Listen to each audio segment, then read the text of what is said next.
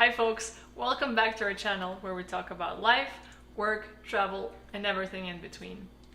In one of our latest videos, we talk about remote work, traditional work environments, and how this arrangement transformed during the pandemic. We shared our own experiences and how we got to the point where we are today, traveling and working remotely from different countries. Together with so many other remote workers, we became the new digital nomads. You can check the video in the upper right corner.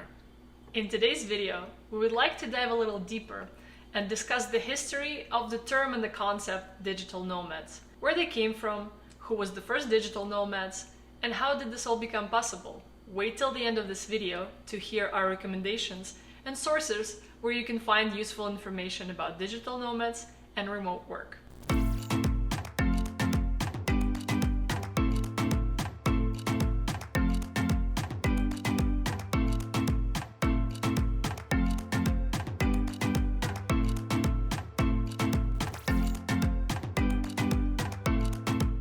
Remote workers, telecommuters, cybercommuters, freelancers. So who are these digital nomads? According to Investopedia, people who would be typically referred to as digital nomads are individuals who work remotely using the digital communication technology. They are not tied down to any area or location and generally have minimal material possessions. And they may work out of cafes, beaches, hotel room, co-working space, and so on. To be a digital nomad, one needs to have a certain mentality, of course. Also, there need to be technological capabilities to do so. So how did all of this become possible?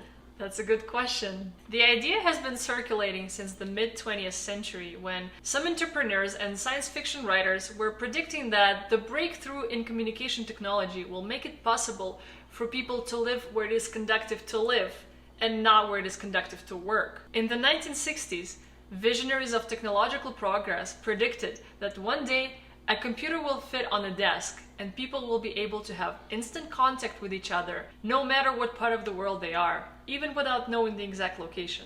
Well, as you might have guessed, the computer did fit on a desktop, and now you can surprise anyone by having a video call from Canada to Japan, and this technological advancement has opened a door of opportunity to a new breed of professionals who are doing work from anywhere they have electricity and internet. Yeah, let's move further down the memory lane. The invention of the computer processor in 1971 helped escalate the development of computers and make them more accessible not only to corporations, but also to people in their homes. In the next couple of years, personal computers started appearing on the market, first as a ready-to-assemble kits, and later with the first ready-to-use computers from Apple. If you're interested to learn more about creation and evolution of personal computer, I recommend reading the book called Hackers by Stephen Levy and watch the TV show called Halt and Catch Fire. That's a great recommendation, thank you. Okay, so we have these personal computers finally available to people. Eventually they become portable and people can take them with them when they travel and use for work and leisure from any location with a desk. But who was the first digital nomad? Good question. It's another day in the office for a self-proclaimed high-tech nomad pedaling around America. But he doesn't go to work. His work goes to him. A journalist and freelance writer, Steve Roberts is considered to be the first digital nomad. In 1983, he quit his bicycle with a portable computer, pager, and solar charger and hit the road. This was long before internet became a widely used commodity, and yet Steve managed to produce his material and provide it to the publisher on time. As this story was widely publicized in magazine, newspaper, even on TV, Steve Roberts became the first publicly known digital nomad. His bicycle, Behemoth, underwent several iterations throughout the years and is now exposed in the Computer History Museum in Mountain View, California. Yeah, that is a beautiful creature. I can definitely admire Steve's invention, being a cycling and computer enthusiast myself. This was a big move for making your work mobile and flexible. And that was still in the 80s. I can't wait for what 90s are gonna bring. The 90s have been rich on revolutionary ideas and inventions that helped streamline digital work. Even though the internet has existed for decades, the public launch of World Wide Web in 1993 helped connect personal computers around the world. Internet, browser, and email took it even to the next level. And then Windows 95 was launched.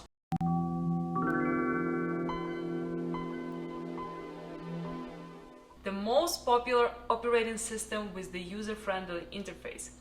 It was a giant leap in mass computer adoption of personal computers. People started using computers more often and connect with each other through internet. Do you remember the dial-up sound? You know, the modem used to make? That was the sound of freedom. You felt like you had access to the whole world. But then obviously your mom had to make a phone call and you got kicked out of the internet. That's hard to forget, for sure.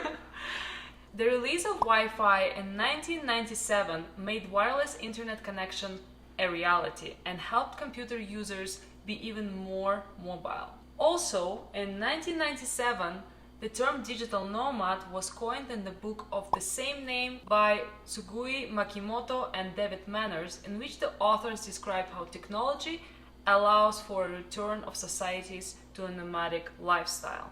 I think it's very interesting, don't you think? It is. And the freelance movement emerged and people started creating websites describing their journeys and travels, which in a way were predecessors of blogging. And the nature of freelance work involved not having to show up in the office regularly. And there was a need for more efficient payment arrangement than traditional bank checks and wire transfers. So in 1999, PayPal addressed this need and made money transfers faster and more flexible. Decentralized money exchange that allowed to email payments without using traditional banking methods. And this brings us to the millennium. New century, new trends, new lifestyle, and new businesses emerge. We can look at the digital nomad lifestyle as a number of rules and tools that you can set up to automate your income. But it is also a certain mindset, a different way of living, and a different perspective on things. This is well described in the book Vagabonding by Rolf Potts, which was published in 2002 and became a guide to an independent lifestyle for so many people. Potts is talking about changing your attitudes towards money and possessions. If you want to be a digital nomad, a vagabond, you have to change your mindset long before you buy your airplane ticket. That's a good approach.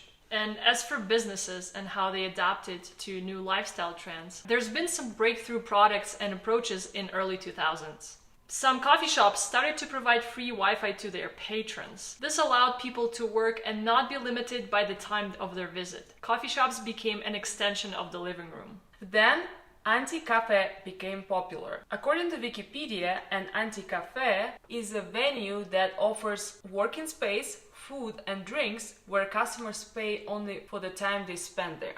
Anti-cafes became popular around 2011 in Russia and Eastern Europe. It is not only a place you could work, but also have a variety of other activities like video games and board games that allowed you to have break from work and meet like-minded people, of course.